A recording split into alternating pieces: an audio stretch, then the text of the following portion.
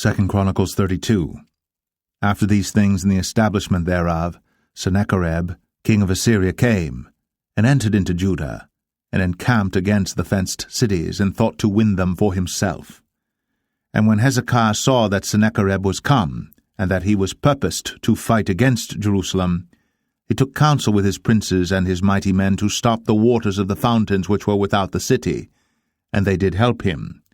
So there was gathered much people together, who stopped all the fountains and the brook that ran through the midst of the land, saying, Why should the kings of Assyria come and find much water?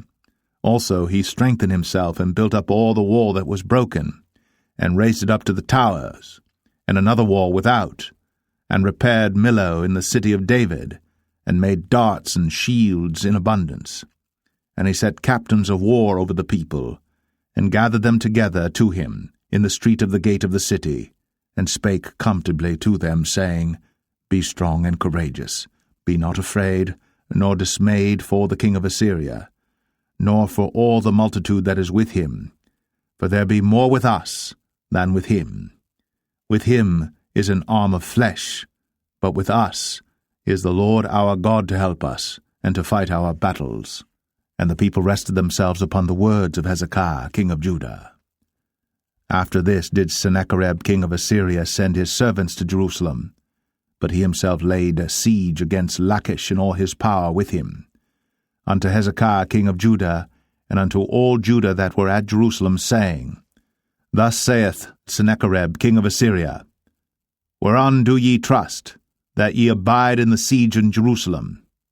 Doth not Hezekiah persuade you to give over yourselves, to die by famine and by thirst, saying, The Lord our God shall deliver us out of the hand of the king of Assyria? Hath not the same Hezekiah taken away his high places, and his altars, and commanded Judah and Jerusalem, saying, Ye shall worship before one altar, and burn incense upon it? Know ye not what I and my fathers have done unto all the people of other lands?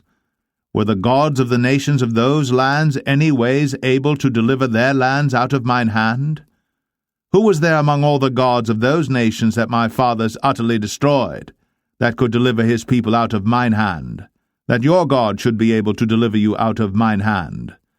Now therefore let not Hezekiah deceive you, nor persuade you on this manner, neither yet believe him.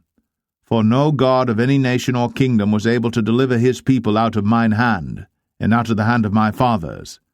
How much less shall your God deliver you out of mine hand? And his servants spake yet more against the Lord God, and against his servant Hezekiah. He wrote also letters to rail on the Lord God of Israel, and to speak against him, saying, As the gods of the nations of other lands have not delivered their people out of mine hand, so shall not the God of Hezekiah deliver his people out of mine hand. Then they cried with a loud voice in the Jews' speech unto the people of Jerusalem that were on the wall, to affright them, and to trouble them, that they might take the city. And they spake against the God of Jerusalem, as against the gods of the people of the earth, which were the work of the hands of man. And for this cause Hezekiah the king, and the prophet Isaiah the son of Amoz, prayed and cried to heaven. And the Lord sent an angel, which cut off all the mighty men of valor, and the leaders and captains in the camp of the king of Assyria.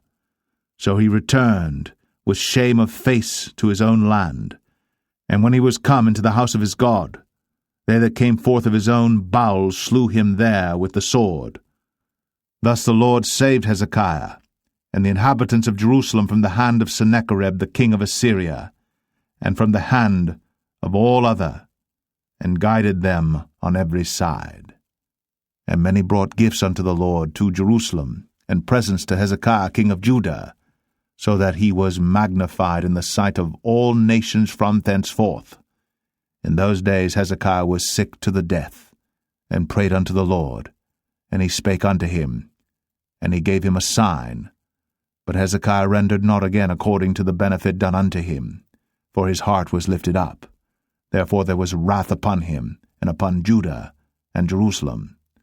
Notwithstanding, Hezekiah humbled himself for the pride of his heart, both he and the inhabitants of Jerusalem, so that the wrath of the Lord came not upon them in the days of Hezekiah.